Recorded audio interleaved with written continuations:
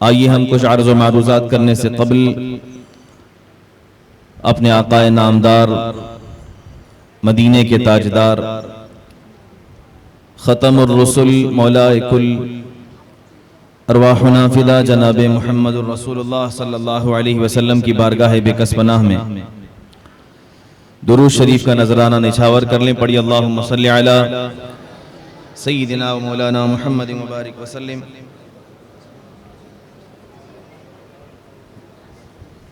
सलातु व सलामुन अलैका या रसूल अल्लाह सल्लल्लाहु तआला अलैहि वसल्लम।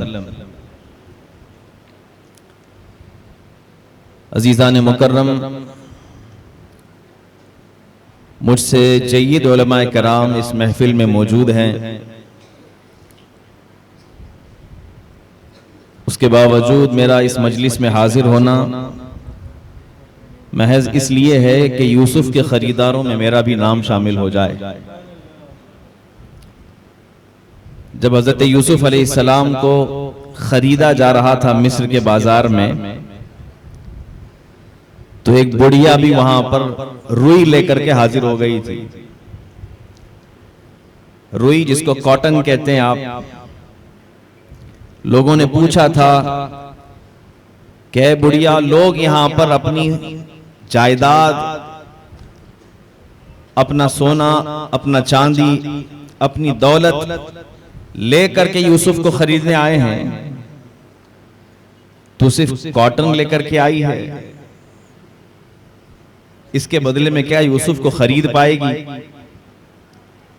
तो उस बुढ़िया ने जवाब दिया था, हाँ मुझे भी मालूम है कि मैं इस कॉटन के जरिए से यूसुफ को खरीद तो नहीं सकती, लेकिन कल कयामत में जब मेरा रब कहेगा कि वो लोग कहाँ हैं जो मेरे नबी यूसुफ को खरीदने चले थे, तो उन खरीदारों में मेरा भी नाम शामिल हो जाएगा। सुभान अल्लाह, सुभान अल्लाह। बहुत उम्दा पैगाम, माशाअल्लाह, बहुत उम्दा। उलमाए किराम की इस महफिल में हाजिरी का यही मकसद है कि अल्लाह तबारक व तआला हमारी जुबानों पर कलिमतुल हक जारी फरमाए। अजीज़ान मुकर्रम, कुरान पाक एक ऐसी किताब है जिसकी फजीलत इस कदर ज्यादा है कि मुकर्रिरीन हो, कि उलमा हो, मुसन्निफीन हो, ये सब अपने अपने हिस्से में कुरान की तारीफ में लिखते गए और इस दुनिया से कूच कर गए, लेकिन कुरान की फजीलत इस कदर वसी है कि वो क़यामत तक बाकी रहेगी और अल्लाह रब्बुल इज़्ज़त ने इस कदर वसी चीजें अता फरमाई। अजीज़ान मुकर्रम, वो आपने हदीस पाक सुनी होगी जो अल्लाह के रसूल सल्लल्लाहु अलैहि वसल्लम ने फरमाया है। कुरान की अहमियत का अंदाजा आप उस हदीस से कर सकते हैं। मेरे आका फरमाते हैं, कुरान वो किताब है जब बंदा उसे पढ़ता है तो गोया कि वो एक ऐसी रस्सी को पकड़ लेता है कि जिस रस्सी का एक किनारा बंदे के हाथ में होता है तो दूसरा किनारा अल्लाह के दस्ते कुदरत में होता है। यानी जब कोई बंदा कुरान पढ़ रहा होता है तो उसका ताल्लुक डायरेक्ट अल्लाह ताला से हो जाता है। अल्लाह तबारक व ताला से उसका ताल्लुक मजबूत हो जाता है।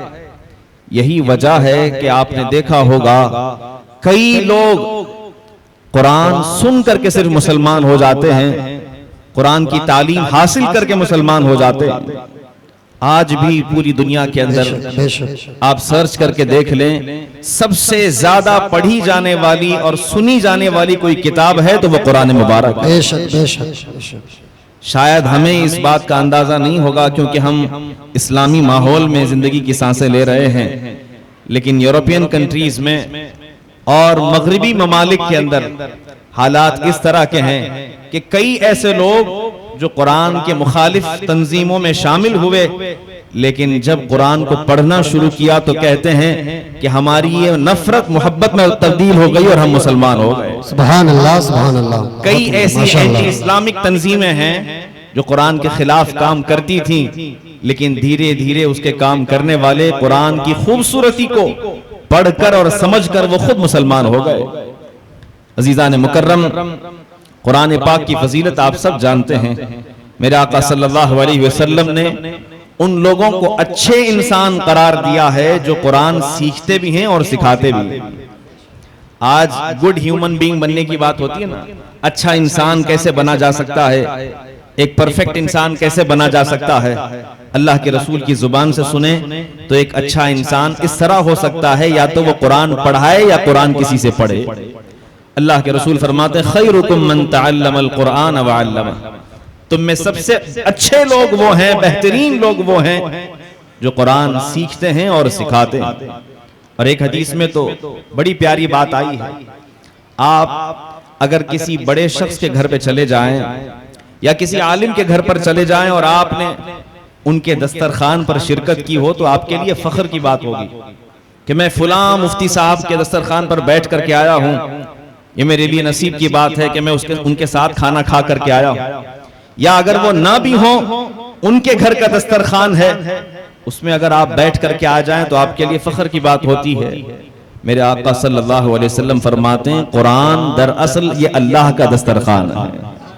तिरमिज़ी शरीफ की हदीस है, मेरे आका फरमाते हैं कुरान अल्लाह का दस्तरखान है। जब कोई बंदा कुरान की तिलावत कर रहा होता है गोया कि अल्लाह रब्बुल इज्जत की जन्नत से वो मेवे खा रहा होता है, वहां के फल खा रहा होता है। और दूसरी किताबें हैं जो सिर्फ कानों में असर करती हैं या सिर्फ कानों तक महदूद रहती हैं, लेकिन कुरान वो किताब है जब बंदा उसे पढ़ता है तो कानों से उतर कर दिल में उतर जाती है और दिलों की दुनिया उससे बदल जाती है।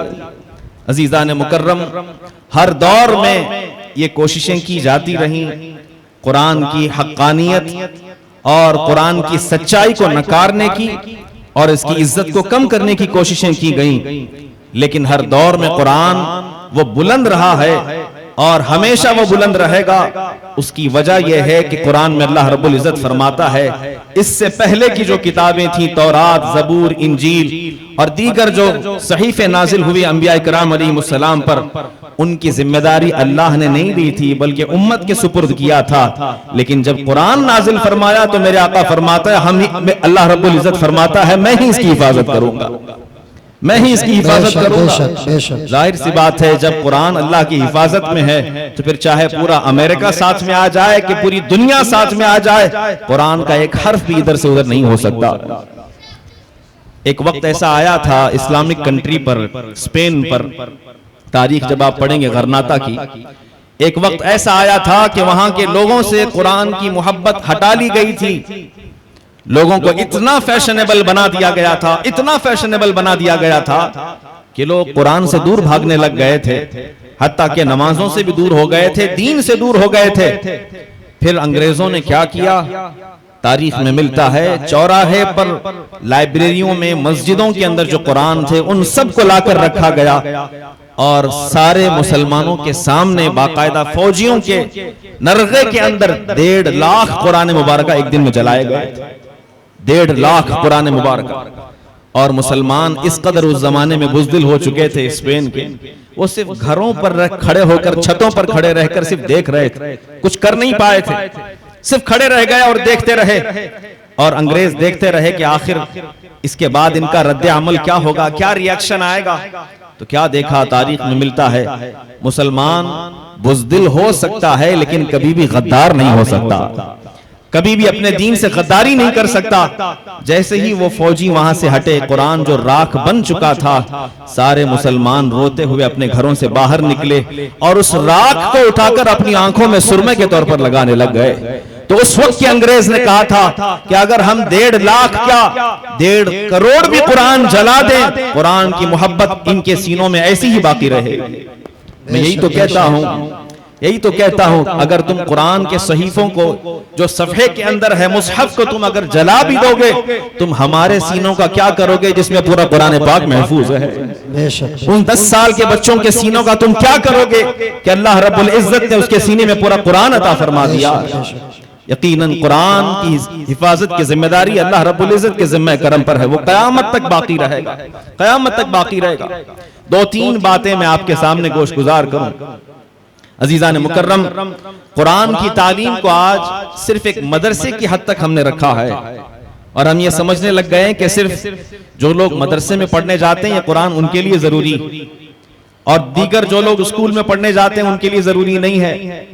बल्कि मैं आपको बताऊं, जब अंग्रेज हिंदुस्तान में आए थे उस वक्त हालात इस तरह के थे, यहां पर स्कूल और मदरसा दोनों अलग नहीं थे, बल्कि दोनों तालीम साथ में हुआ करती थी। अगर कोई मुसलमान है वो स्कूल पढ़ रहा है तो स्कूल के साथ साथ उसमें एक सब्जेक्ट कुरान का भी हुआ करता था। जब वो बच्चा 10वीं या 12वीं तक पहुंचता था, अपनी दीनी दुनियावी तालीम के साथ साथ वो हाफिज कुरान बनकर के निकला करता था।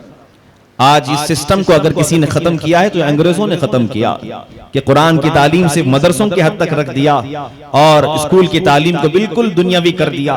किस कदर दुनियावी कर दिया, इस कदर दुनिया स्कूलों में आ गई कि अगर हमारे मुसलमानों के बच्चे भी अगर उसमें शामिल होते हैं और उनकी तालीम का आगाज सुबह सवेरे होता है तो प्रे के जरिए से होता है। उनके यहाँ काफिराना अंदाज में जो प्रे की जाती है उसके अंदाज में होता है, या मुशरिकाना रसूम जो हुआ करती हिंदुआना रसूम उनको करके फिर वो उसके बाद उनकी तालीम का आगाज होता है।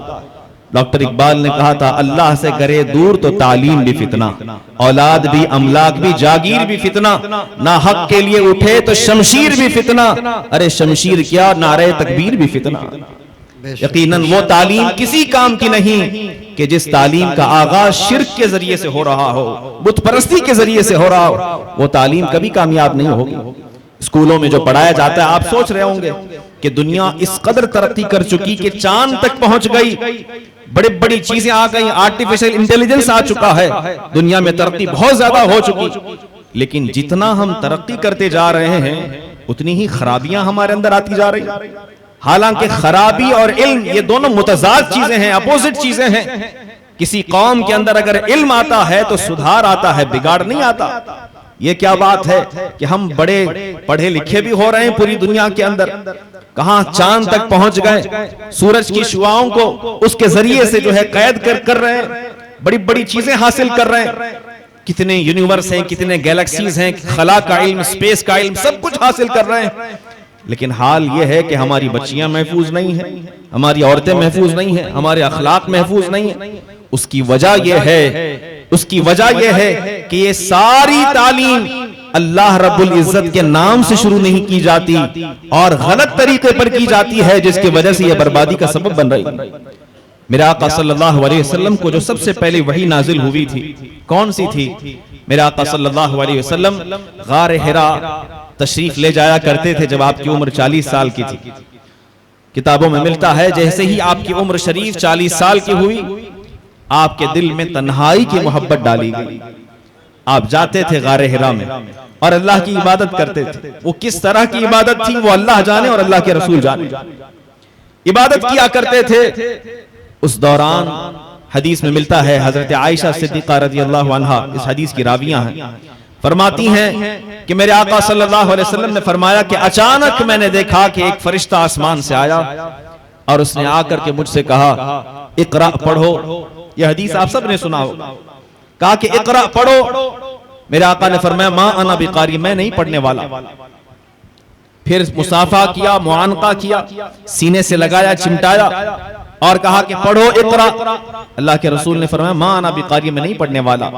तीसरी मर्तबा हजरत जिब्राइल जो हैं, जो फरिश्ते आए हैं, कहते हैं, ए मोहम्मद इकरा बिस्मि रब्बिकल्लज़ी खलक, पढ़ो उस रब के नाम से जिसने पैदा फरमाया है। मेरे आका सल्लल्लाहु अलैहि वसल्लम तिलावत करने लग गए। मुफस्सिरीन किराम फरमाते हैं, यहाँ मेरे आका ने ये उम्मत को दर्स दिया है कि पढ़ो उसी वक्त जब अल्लाह का नाम के जरिए से तुम्हारा तालीम का आगाज हो। तुम्हारी तालीम का आगाज अगर रब के जरिए से होता है तो उस तालीम को तुम कबूल करो, और अगर शिरकिया रसूम के जरिए से तुम तालीम हासिल करने जाते हो तो वह बर्बादी की तरफ तुम्हें ले जाएगा, तुम्हारे अंदर अखलाकी बिगाड़ आएगा। यही वजह है कि दुनिया के अंदर अगर बिगाड़ अखलाकी आ रहा है तो वो उस वजह से है क्योंकि तालीम के अंदर हम अल्लाह के नामों के जरिए से और इस्लामी तर्ज पर हम उनको सीखते हुए नहीं जा रहे हैं। लिहाजा गनीमत है हिंदुस्तान के अंदर जो आपको मदारिस और इदारे आपको नजर आते हैं, जहां पर ये छोटे छोटे बच्चे कुरान की तालीम हासिल कर रहे होते हैं, टूटी फूटी चटाई पर बैठकर। आप नहीं जानते कि इनका मकाम और मर्तबा क्या है। मेरे आका फरमाते हैं क़यामत के दिन जो कुरान पढ़ने वाला हाफिज है, अल्लाह अकबर, उसको अल्लाह रब्बुल इज्जत बुलाएगा और इरशाद फरमाएगा कि तेरे खानदान के अंदर 10 वो लोग जिन पर जहन्नम वाजिब हो चुकी है उसका हाथ पकड़ ले और जन्नत में चला जा। सुभान अल्लाह, सुभान अल्लाह, बहुत उम्दा। जिन पर जहन्नम वाजिब हो चुकी, दोज़ख में जाना वाजिब हो चुका, उनके शफीर बन जाएंगे हाफिज कुरान। इससे बड़ा मर्तबा और क्या हो सकता है? क़यामत का वो आलम के जहां ना बाप काम आएगा, ना माँ काम आएगी, ना भाई, ना कोई, उस वक्त हाफिज कुरान को अल्लाह ये मनसब अता करेगा। यकीनन ये बहुत बड़े एजाज की बात है। और ऐसा नहीं कि सिर्फ क़यामत में मिलेगा, बल्कि दुनिया के अंदर भी अल्लाह तबारक व तआला उसका मकाम बहुत बुलंद फरमाता। ये हमें समझने की जरूरत है और तारीख पढ़ने की जरूरत है, समझने की जरूरत है। आप जानते हैं कुरान की इज्जत को और कुरान की फजीलत को कम करने की कोशिशें भी की गई। अल्लाह के रसूल सल्लल्लाहु अलैहि वसल्लम के जमाने से ये साजिशें चली आ रही हैं, अब तक चली जा रही हैं।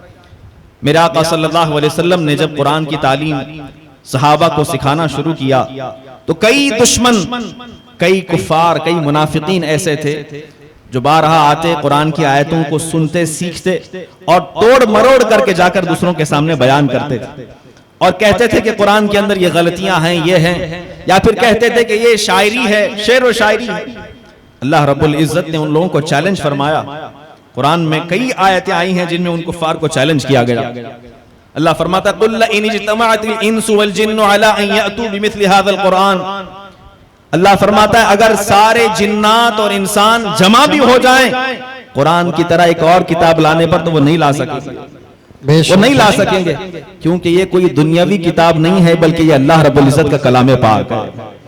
दुनियावी चीज होती तो कोई इंसान उसे बना सकता, लेकिन ये कुरान अल्लाह रब्बुल इज्जत का कलाम है और कादिर मुतलक वही है, लिहाजा कोई और नहीं बना सकता, कोई और नहीं बना सकता। आप सोच सकते होंगे कि दुनिया इतनी तरक्की कर चुकी, क्या क्या चीजें आ चुकी, लेकिन कुरान अब तक नहीं बन पाया, किसी से कभी नहीं बन पाया। उस जमाने में भी लोगों ने कहा था कि हम कोशिश करेंगे, बना कर लाएंगे, और जब बना करके लाए थे खुद उनका मजाक बन गया था। हदीस मुबारका में मिलता है कि एक सूरत बनाई थी मक्का वालों ने, बना करके कहे थे कि या रसूलल्लाह, कहा कि ए मोहम्मद, हम भी एक सूरत बना करके लाए हैं, तुम कहते थे कि एक सूरत लाओ, एक सूरत लाओ, हम सूरत ला करके रख दिए हैं, अब वो दोनों का हिस्सा बराबर हो गया।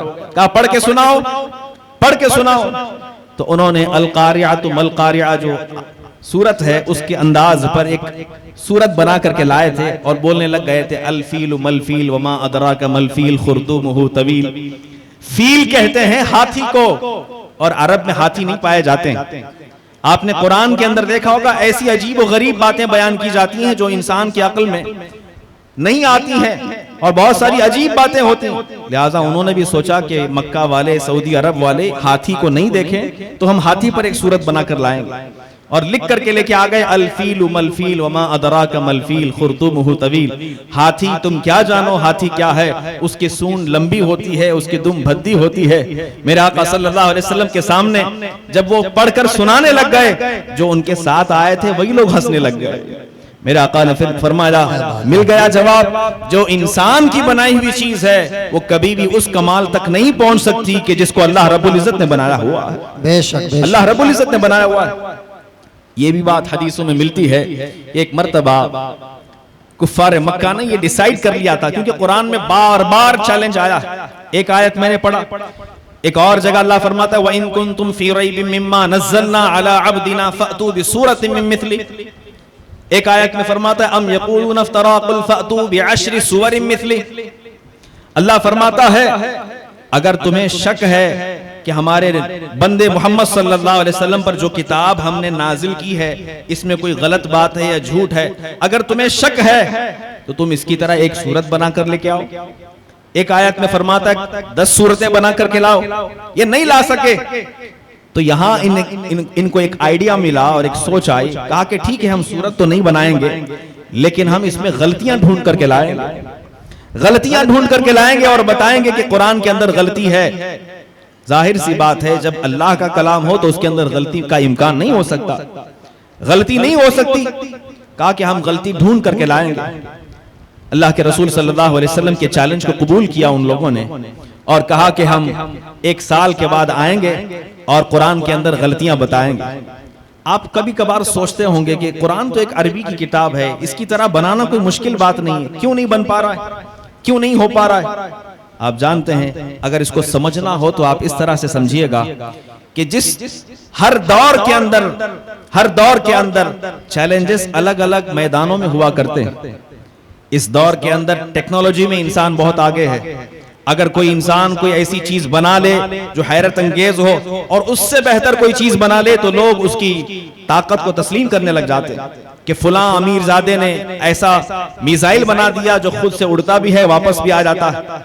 लोग तारीफ करते हैं। ये टेक्नोलॉजी का जमाना है। अल्लाह के रसूल का जमाना जबान और लुगत का जमाना था। जो बंदा जबान में जितना माहिर होता था उतना काबिल समझा जाता था। ऐसे दौर में अल्लाह रब्बुल इज्जत ने कुरान नाजिल फरमाया है जब सारे लोग अहले जुबान हुआ करते थे और जब वो सुनते तो कहते कि यकीनन ये कुरान जो है ये शेर और शायरी नहीं बल्कि हमारा दिल कहता है ये कोई और ही चीज है, शायद हो सकता है कि मोहम्मद के रब ने इसको बनाया है। उस वक्त ये कहा करते थे।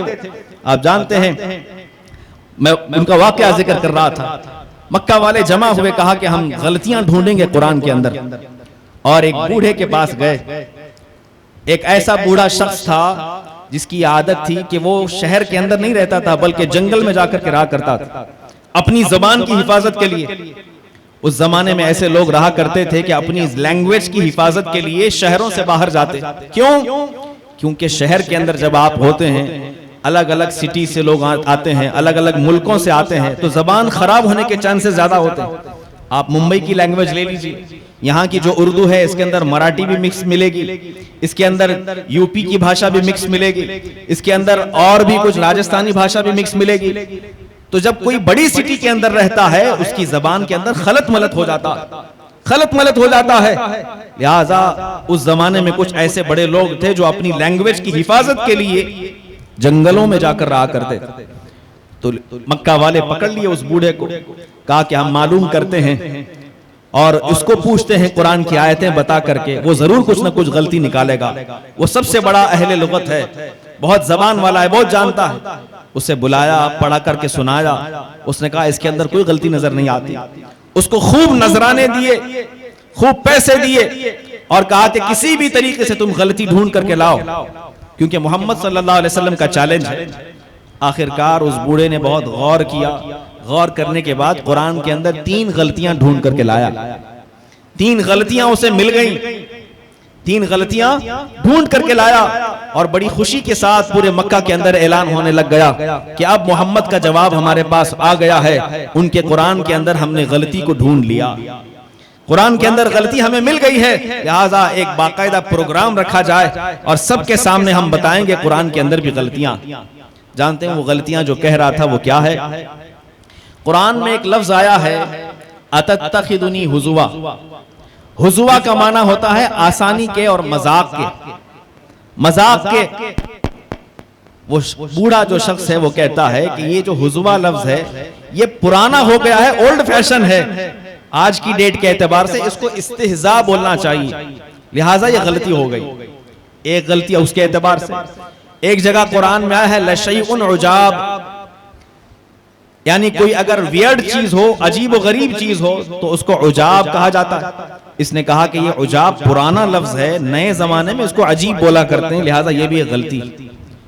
और बूढ़े शख्स को कबीर कहा जाता है, कुरान में कुब्बार कहा गया। कुब्बार जो कि बहुत पहले इस्तेमाल किया जाता था। ये 3 गलतियां वो ढूंढ करके लाया और ये बोलने के लिए आया था कि आजकल ये तीनों लफ्ज का कल्चर नहीं है, लोग इसको यूज नहीं करते। लिहाजा ऐसे अल्फाज का कुरान के अंदर आना ये अच्छी बात नहीं। ये 3 गलतियां अल्लाह के रसूल सल्लल्लाहु अलैहि वसल्लम के साथ वो प्रोग्राम रखा गया, वो महफिल रखी गई। मेरे आका सल्लल्लाहु अलैहि वसल्लम तशरीफ फरमा है, सहाबा किराम मौजूद हैं, इधर कुफ्फार मक्का भी बड़े जोशो खरोश के साथ आए। उस बूढ़े को भी लेकर के आए, कहा कि आज तो हम मोहम्मद का जवाब देंगे और दूध का दूध पानी का पानी हो जाएगा। वो अपने ख्याल में थे कि आज शायद हम जीत जाएंगे। जैसे ही वो बूढ़ा आया, अल्लाह के रसूल सल्लल्लाहु अलैहि वसल्लम ने उसकी तरफ देखा और कुछ नहीं फरमाया। हालांकि अरब वालों का माहौल ऐसा था कि महफिल के अंदर अगर कोई बूढ़ा आ जाए तो उसको आने की इजाजत देते थे और बगल में बिठाया करते थे। इज्जत की बात थी। अल्लाह के रसूल खामोश रहे, कोई जवाब नहीं दिया। वो काफी देर तक खड़ा रहा, रेस्पेक्टेड पर्सन था, खुद से कैसे बैठ सकता था। कुछ देर इंतजार किया, जब देखा कि मोहम्मद सल्लल्लाहु अलैहि वसल्लम की तरफ से कोई पैगाम नहीं मिल रहा बैठने का, खुद आगे बढ़ा और आकर के बैठने लग गया।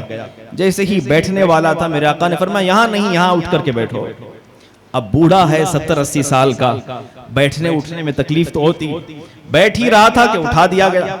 उठ गया, नजदीक तक आ गया, जब वहां बैठने लग गया, मेरे आका ने फरमाया नहीं यहाँ नहीं, यहाँ बैठ जाओ। 2-3 मरतबा जब उसकी जगह को चेंज कर दिया गया, वो बौखला करके पुकार करके कहता है, या मोहम्मद अतत्तखिदुनी हुज़ुवा अना शैखुन कुब्बार इन हादा मिनका लशैउन उजाब। वो 3 जो गलतियां लाया था ये बताने के लिए कि आजकल इनका इस्तेमाल नहीं है, वो खुद ही इस्तेमाल कर बैठा। क्या बात है, सुभान अल्लाह सुभान अल्लाह। मेरे आका सल्लल्लाहु अलैहि वसल्लम मुस्कुरा करके इरशाद फरमाते हैं कुफ्फार मक्का से, तुम कुरान का बदला लेने आए थे, उसका चैलेंज करने आए थे। अगर कोई इंसानी किताब होती तो उसका तुम मुकाबला कर सकते थे। कुरान इंसानी किताब नहीं बल्कि ये अल्लाह रब्बुल इज्जत का कलाम है, अल्लाह रब्बुल इज्जत का कलाम है। लिहाजा कभी इसके अंदर तब्दीली नहीं आ सकती और न कोई इसका मुकाबला कर सकता, कभी नहीं हो सकता। हर जमाने के अंदर ये कोशिश होती रही। आप जानते हैं उलमा यहाँ बैठे हुए हैं, दरस निजामिया के अंदर एक बहुत मुश्किल किताब पढ़ाई जाती है अरबी अदब पर, जिसको सबअ मुअल्लकात कहा जाता है। सबअ मुअल्लकात यानी 7 लटकती हुई तख्तियां। मक्का के अंदर हर साल एक बड़ा प्रोग्राम होता था हज के मौके पर। दूर दराज से लोग, बड़े बड़े शायर आया करते थे और शेर लिख करके लाया करते थे। मैंने कहा आज के जमाने में जिस तरह टेक्नोलॉजी का दौरा है, जैसे एग्जीबिशंस हुआ करते हैं अपनी अपनी थिंकिंग और अपने अपने बनाई हुई चीजें मैन्युफैक्चरिंग के, उस जमाने में ऐसे प्रोग्राम होते थे लोगों के शेर व शायरी की, और बहुत बड़ी चीज मानी जाती थी। सबअ मुअल्लकात जो किताब पढ़ाई जाती, जानते हैं वो क्या है? मक्का के लोग हर साल हज के मौके पर जमा होते और सब अपने अपने अपने शेर सुनाया करते थे। जिसका शेर सबसे अच्छा होता, सबसे मुश्किल होता, उससे अच्छा किसी का ना होता, उसको अवार्ड दिया जाता था और उसको खाने काबा के गिलाफ के सामने लटका दिया जाता था।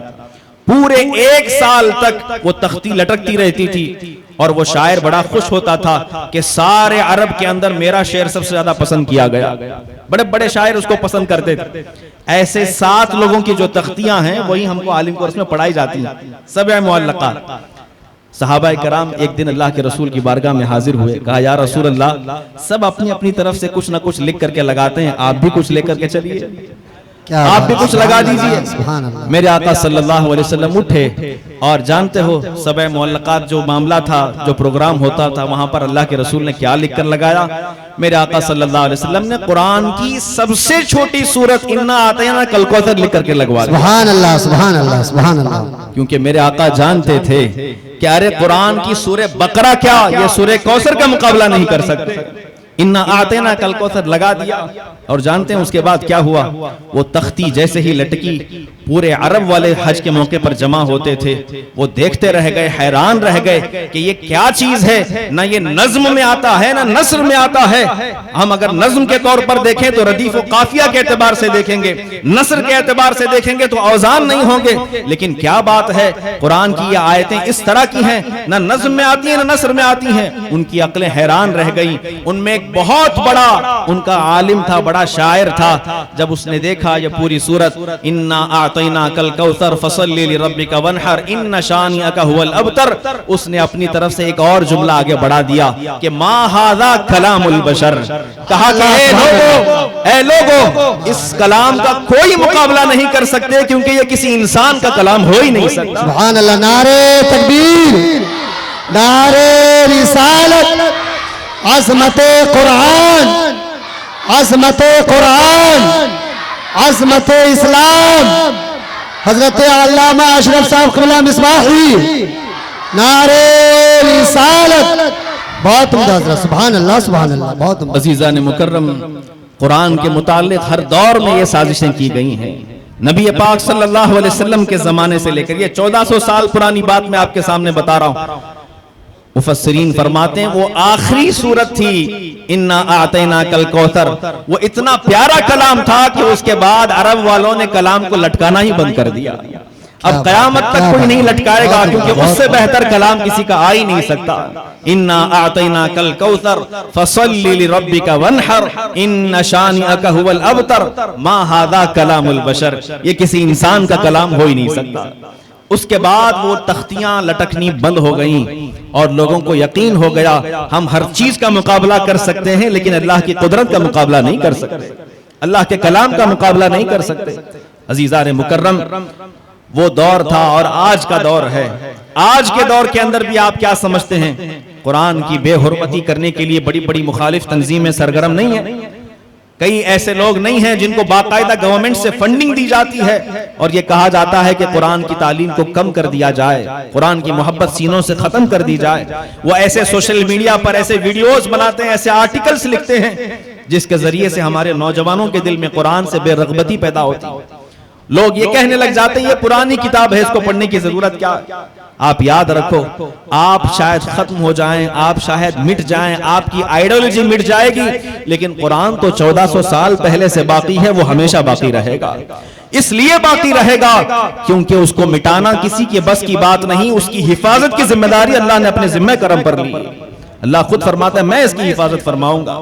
आप जानते हैं हमारी सल्तनत उस्मानिया, हमारी सल्तनत उस्मानिया का दौर दौरा कहां तक, 550 साल हुकूमत की है हमने पूरी दुनिया के ऊपर। अक्सर ममालिक पर जो तुर्की के जरिए से पूरी दुनिया पर कंट्रोल किया जाता था, मक्का और मदीना उन्हीं के मातहत आया करते थे। वो कब खत्म हुई थी? 1923 में खत्म हुई थी, तकरीबन 100 साल पहले। और जानते हैं जब खत्म किया गया था तो कैसे खत्म किया गया था? वहां एक शख्स को पैदा किया गया, लोगों के सामने एक नया शख्स, नया चेहरा लाया गया जिसका नाम था मुस्तफा कमाल पाशा अतातुर्क। और उसने ये ऐलान किया था कि हमें ये इस्लाम पसंद नहीं है, हमें ये कुरान पसंद नहीं। इस्लामिक कंट्री में जो हमारा कैपिटल सिटी था, दारुल हुकूमत था, दारुल खिलाफा था, वहां से कुरान की मोहब्बत को खत्म करने की कोशिश की गई। और जानते हैं किस हद तक कोशिश की गई? अल्लाह अकबर, जब आप तारीख पढ़ेंगे तो आपको अंदाजा होगा, आप दंग रह जाएंगे कि आज हम एक ऐसे मुल्क में जहां पर माइनॉरिटीज में हैं, कुरान को इतनी आजादी के साथ पढ़ रहे हैं कि अल्लाह का शुक्र है। वहां मुसलमानों की हुकूमत होते हुए भी सल्तनत उस्मानिया की कमर जब टूटी, मुस्तफा कमाल पाशा जब वहां का प्रेसिडेंट बना, वहां का सदर बना, उसने सबसे पहला ये ऐलान जारी किया कि कुरान अरबी के अंदर पढ़ा जाता है, इसको तब्दील करके इसको तुर्की जबान में कर दिया जाए। हत्ता कि उसको अरबी से इतनी नफरत हो गई कि नमाजों के अंदर भी उसने कहा कि तुर्की जबान के जरिए से आयतें पढ़ा करो तो हम पढ़ने की इजाजत देंगे। मदरसों को लॉक कर दिया गया, बंद कर दिया गया। जाहिर सी बात है जब कुरान की तालीम कौम से खत्म हो जाती है तो फिर दीन भी खत्म हो जाता है, दीन भी खत्म हो जाता है। धीरे धीरे वहां के हालात इस कदर बिगड़ गए थे कि वहां की मस्जिदें बंद हो गईं, सिर्फ वो एक शादी खाना बन करके रह गई। अल्लाह अकबर, मस्जिदों के अंदर नमाज नहीं हुआ करती थी, अजानें भी बंद, इमाम भी नहीं, मुअज्जिन भी नहीं। इमाम और मुअज्जिन क्या करेंगे जब कोई नमाज पढ़ने वाला नहीं होगा? उनकी सैलरी जब नहीं आएगी, सब कुछ बदल दिया गया, खत्म कर दिया गया। हत्ता कि मस्जिदों को किराया पर दिया जाने लगा कि जो लोग शादी करना चाहते हैं वो आकर के मस्जिद के अंदर शादी रचाएं और चले जाएं। 100 साल तक, तकरीबन 80 साल तक ये सिस्टम चला। और उस जमाने में भी उलमा ने कुरान की तालीम सिखाने में कोई कसर नहीं छोड़ी। नारे तकबीर, नारे रिसालत, नारे रिसालत, आमदे नबी रहे आला हजरत, आमदे नवासे मुफस्सिर आज़म, आमदे हुजूर मन्नानी मियां साहब क़िबला, आमदे हुजूर मन्नानी मियां साहब क़िबला, उलमाए अहले सुन्नत, जश्न दस्तारे हिफ्ज़ुल कुरान, नारे तकबीर, नारे रिसालत। आप हज़रात देखिए, हमारी जमात के एक बहुत बड़े बुजुर्ग और बावकार आलिम दीन तशरीफ ला रहे हैं। आप हज़रात से गुजारिश है कि एज़ा रसाई से दूर रहे और हज़रत को तशरीफ लाने दें। माशाअल्लाह, माशाअल्लाह, माशाअल्लाह।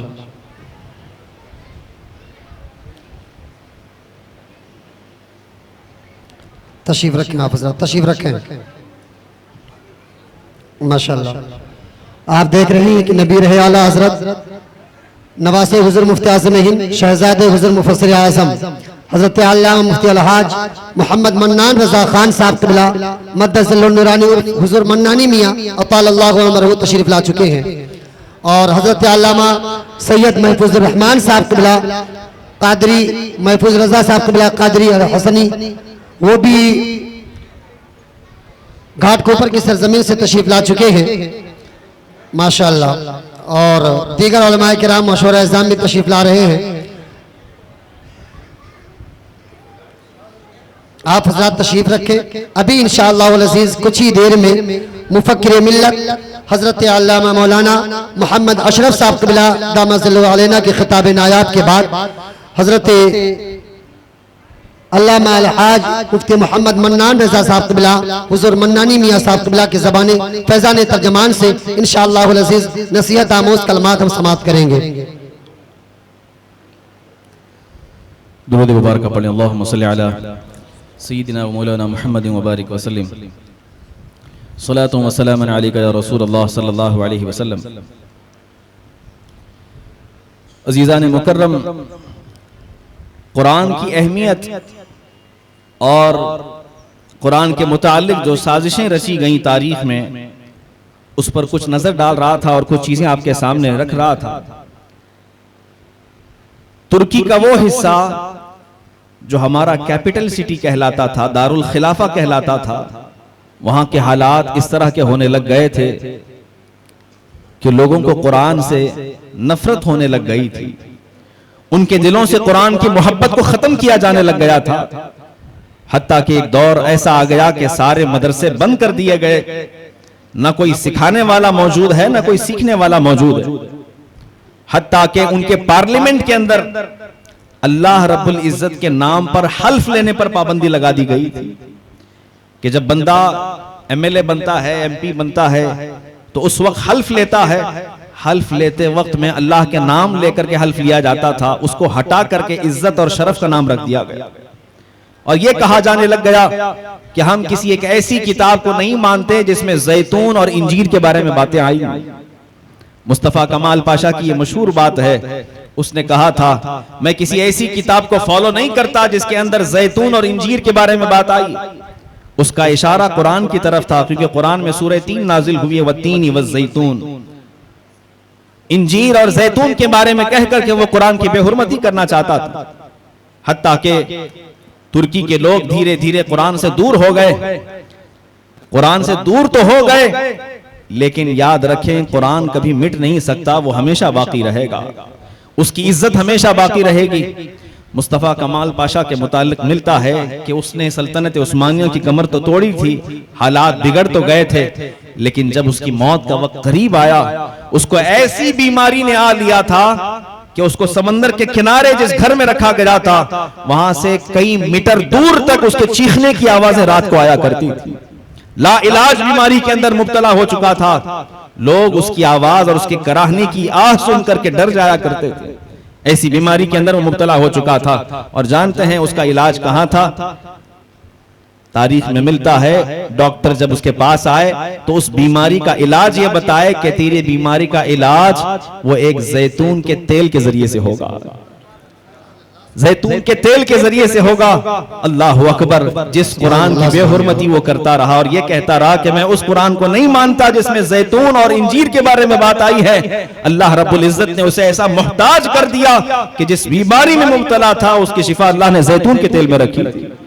आखिरकार इसी तरह वो मर गया, खत्म हो गया। लेकिन क्या हुआ? क्या तुर्की के अंदर कुरान सीखना बंद हो गया? नहीं, बल्कि फिर उसके बाद वहां जो उलमाए हक मौजूद थे, उन्होंने बड़ी मुसीबतों के बावजूद, बड़ी तकलीफों के बावजूद छुप करके ही सही बच्चों को कुरान सिखाना शुरू किया। अल्लाहु अकबर। हुजूर ताजुश शरिया मेरे पीर व मुर्शिद, उनके साथी हजरत शेख महमूद आफंदी रहमतुल्लाहि तआला अलैह, उनके मुतालिक ये बात मिलती है, वो कुरान की तालीम सिखाने के लिए इस कदर कोशा रहते थे कि खेतों के अंदर जाकर के बच्चों को कुरान सिखाया करते थे कि कहीं ऐसा ना हो कि फौजी देख लें, पुलिस वाले देख लें तो हमें कैद कर लें और जेल में डाल दें। बाकायदा खेतों के अंदर जाते थे और औजार साथ में लेकर के जाते थे ताकि लोग ये समझें कि खेती बाड़ी करने जा रहे हैं, लेकिन वो वहां जाते थे और बच्चों को हाफिज कुरान बना करके वापस आया करते। बाकायदा जो ट्रेनें हुआ करती हैं, वहां के ट्रेनों के अंदर कंपार्टमेंट्स बनाए जाते हैं, उन कंपार्टमेंट्स के अंदर कोई और नहीं आ सकता। वो टिकट लिया करते थे और बच्चों को लेकर जाया करते। एक स्टेशन से दूसरे स्टेशन के दरमियान जो घंटे उन्हें मिला करते थे, उसमें वो कुरान की तालीम सिखाया करते थे। और जानते हैं उसका असर क्या हुआ? अल्लाह रब्बुल इज्जत ने वो उन उलमा की जुबानों में तासीर रखी थी कि उनके पास पढ़ने वाला एक शागिर्द निकला जो हाफिज कुरान है। उसने फिर ये इरादा किया कि मैं इस मुल्क के हालात को तब्दील करूंगा, और धीरे धीरे फिर वो मेयर बना, फिर वो सदर बना। 1992 के अंदर जब उसको सदर बनाया गया, उस वक्त उसने ऐलान किया कि आज से कुरान पर ये जो पाबंदी थी उसको मैं खत्म करता हूं और हर मदरसे के अंदर कुरान की तालीम को लाजमी करार देता हूं। सुभान अल्लाह, सुभान अल्लाह। आज तुर्की का जो सदर है रजब तय्यब एर्दोगान, ये शेख महमूद आफंदी का शागिर्द है। क्या बात है, खुद हाफिज कुरान है, खुद हाफिज कुरान है। मुझे बताएं पूरी दुनिया के अंदर कौन से मुल्क का प्रधानमंत्री या प्रेसिडेंट हाफिज कुरान है? उसकी तजवीद आप सुन लेंगे तो आपको अंदाजा हो जाएगा। यकीनन ये हुजूर शेख महमूद आफंदी रहमतुल्लाह अलैह का फैज है। और जानते हैं कितना फर्क आया उसके बाद 1992 से लेकर 2002 तक।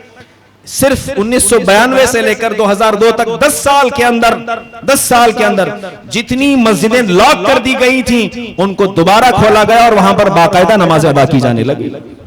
और 2002 से लेकर 2012 का ये वहां की रिपोर्ट ये मिलती है कि जो स्कूल वहां पर थे उन स्कूलों के अंदर भी कुरान की तालीम को लाजमी करार दिया गया।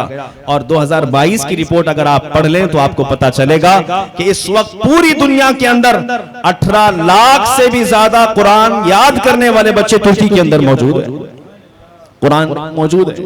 यही तो मैं कहना चाह रहा था। लोग ये समझते हैं कि शायद हम साजिश करके कुरान की अहमियत को खत्म कर दें, कुरान की जरूरत को खत्म कर दें, लेकिन तुम खत्म हो जाओगे, तुम्हारा नाम मिट जाएगा, कुरान का नाम और निशान हमेशा बाकी रहेगा, उसकी फजीलत हमेशा बाकी रहेगी, वो कभी खत्म नहीं होगी, कभी खत्म नहीं होगी। आप इन लोगों पर रश करें, इन उलमा पर जो आपके छोटे छोटे बच्चों को फी सबीलिल्लाह कुरान सिखा दिया करते हैं, कुरान सिखा दिया करते हैं। बसा औकात उनके हालात नागुज़ीर हुआ करते हैं। उस्तादुल कुर्रा मुझे बता रहे थे कि पहले के हालात किस तरह के थे। जिस वक्त उन्होंने पढ़ाना शुरू किया था उस वक्त शायद हम पैदा भी नहीं हुए थे। ये तो उनका बड़कपन है कि मुझे बोलने के लिए माइक दिया है। अल्लाह रब्बुल इज्जत मेरी जुबान में तासीर पैदा फरमाए। यकीनन इनकी खिदमात उस जमाने से रही हैं। अल्लाहु अकबर, जब कुरान के मुतालिक लोगों के अंदर इतनी जागृति नहीं थी, इतना शुऊर नहीं था। आज आप देखें बहुत सारे लोग हिंदुस्तान के अंदर कुरान सीख रहे हैं, पढ़ रहे हैं और आगे बढ़ रहे हैं। यकीनन ये इन उलमाए कराम की खिदमत है, इन उलमा की खिदमत है। इसके बाद हम नहीं जानते कि आगे आने वाले हालात किस तरह के होंगे और किन चीजों का सामना हमें करना होगा, किन चीजों का सामना करना होगा। आखिरी बात जिक्र करके मैं अपनी बात मुकम्मल करूंगा, एक पैगाम और एक मैसेज देकर के अपनी बात मुकम्मल करूंगा।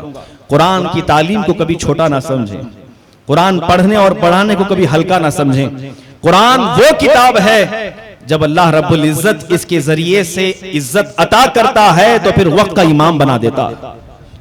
मदीने के बाजार के अंदर एक छोटा बच्चा गुलाम के तौर पर बेचा जा रहा था, काला सांवले रंग का था, कोई खरीद नहीं रहा था उसको। जो उसका मालिक था, आका था, वो कह रहा था सुबह से लेकर दोपहर हो गई, कोई इसे खरीद नहीं रहा है, मुझे नफा नहीं चाहिए, फायदा नहीं चाहिए, जितने में मैंने खरीदा है उतने में कोई मुझसे लेकर चला जाए, बस मैं इसको निकालना चाहता हूं, बेचना चाहता हूं। 10 साल का एक बच्चा सांवले रंग का था। एक औरत थी मदीने की, वो बड़ी नरम दिल थी। उसका गुजर जब वहां मदीने के बाजार से हुआ, उसने कहा कि चलो मैं इस पर रहम करके खरीद लेती हूँ, मुझे जरूरत तो नहीं है किसी गुलाम की, लेकिन इस पर रहम करके खरीद लेती हूँ। बच्चे को खरीद लिया, खरीद करके ले गई। अब ये वाकया पूरे मदीने के बाजारों में मशहूर हो गया कि मदीने के अंदर फुला खातून इतनी नेक दिल है और नरम दिल है, इतनी अच्छी खातून है कि उसे जरूरत नहीं थी, फिर भी एक बच्चे को खरीद लिया, एक गुलाम को खरीद लिया। मक्का से एक ताजिर आए हुए थे, गालिबन उनका नाम तलहा था, आए हुए थे। उन्होंने जब ये बात सुनी, कहा कि वो औरत बड़ी अच्छी मालूम होती है, बिजनेसमैन थे। उन्होंने निकाह का पैगाम भेजा, कहा कि मैं उससे निकाह करना चाहता हूँ। निकाह का पैगाम कबूल किया गया, दोनों का निकाह हो गया। और जब वो आने लगी तो उन्होंने कहा, उस औरत ने कहा कि मैं अपने साथ इस बच्चे को भी ले आऊंगी जो गुलाम है, बड़ा नेक है, सीधा है। लेकर के आई। अब ये काफिला मक्का की तरफ आया। मक्का आए, कुछ दिन गुजरे और जानते हैं ये तलहा कौन थे? ये हजरत उस्मान बिन अफ़्फ़ान रज़ी अल्लाह अन्हु के बिजनेस पार्टनर थे, उनके दोस्त थे। देखते हैं कि कुछ दिन से उस्मान का अंदाज बदला हुआ है रज़ी अल्लाह, उनका अंदाज बदला हुआ है। वो बात नहीं कर रहे पहले की तरह मुस्कुरा नहीं रहे हैं। रास्ते में एक दिन हाथ पकड़ करके पूछा, कहा कि उस्मान क्या हो गया है? हम तो बरसों से बिजनेस में पार्टनर रहे हैं, शिराकतदार रहे, आज तुम अलग हो गए हो, बदल गए हो, मुस्कुरा नहीं रहे हो, बात नहीं कर रहे हो। हजरत उस्मान बिन अफ़्फ़ान रज़ी अल्लाह अन्हु फरमाते हैं, तुम काफिर हो, मैं मोहम्मद अरबी का दीवाना बन चुका हूं, लिहाजा मेरा और तुम्हारा कोई रिश्ता बाकी नहीं है। मैं मुसलमान हो चुका हूं, लिहाजा तुमसे ताल्लुक नहीं रखूंगा। शायद तुमको ये बात पसंद ना आए इसलिए मैं नहीं आ रहा था।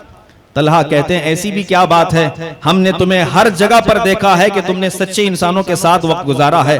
अगर तुम कहते हो कि मोहम्मद अल्लाह के सच्चे रसूल हैं, चलो मैं तुम्हारी बात पर चलता हूं, मैं भी कलमा पढ़कर मुसलमान हो जाता हूं। तलहा गए, एक ही मजलिस में हजरत उस्मान के साथ गए, अल्लाह के रसूल सल्लल्लाहु अलैहि वसल्लम के कदमों में गिर करके मुसलमान हो गए।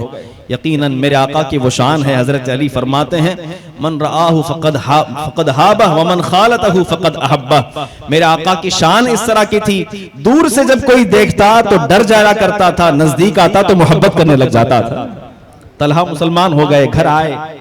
अब वही बीवी जिसने गुलाम को खरीदा था उससे कहा कि देखो मैं मुसलमान हो चुका हूं, मेरा और तेरा रिश्ता अब खत्म होने लगा है, अगर तुम चाहती हो तो मैं तुम्हें तलाक दे दूं, तुम यहां से चली जाओ, वापस मदीना तुम रह जाना।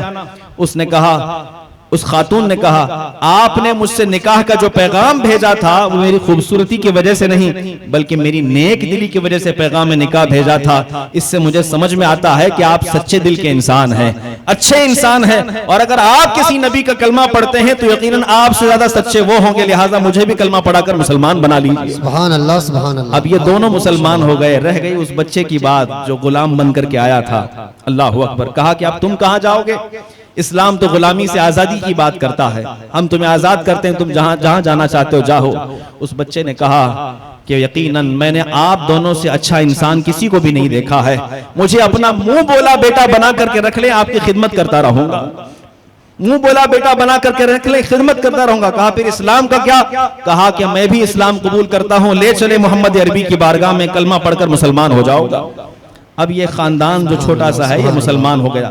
मैं बताना ये चाह रहा हूं कि अब उस बच्चे के पास कोई और काम नहीं था, क्योंकि वो एक गुलाम थे, आजाद कर दिया गया, मुंह बोला बेटा।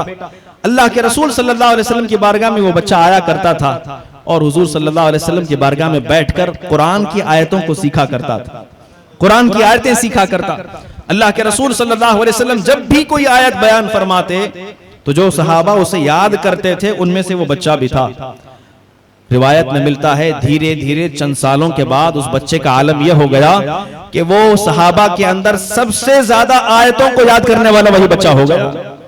अब सहाबा में बड़ी उसकी इज्जत होने लग गई। फिर हिजरत का वक्त आया, जब हिजरत का मौका आया, अल्लाह के रसूल सल्लल्लाहु अलैहि वसल्लम ने सहाबा को मदीना भेजा था कि पहले हिजरत कर जाओ।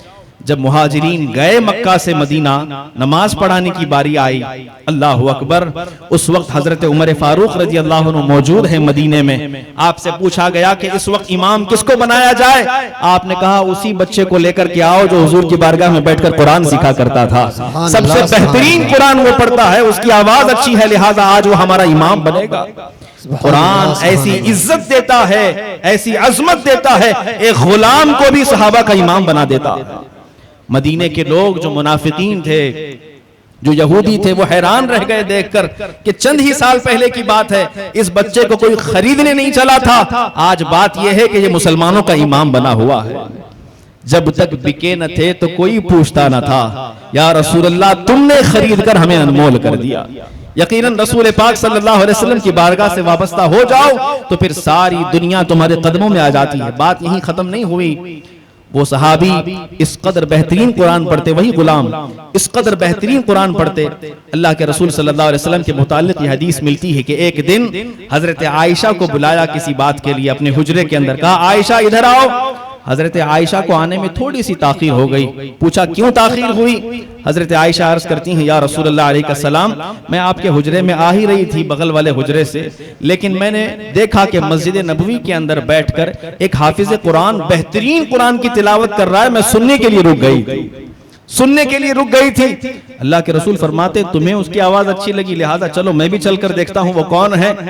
अल्लाह के रसूल सल्लल्लाहु अलैहि वसल्लम अपने हुजरे से बाहर आए और जाकर के देखा तो यही वो गुलाम सहाबी थे जो कुरान मक्का में सीखा करते थे।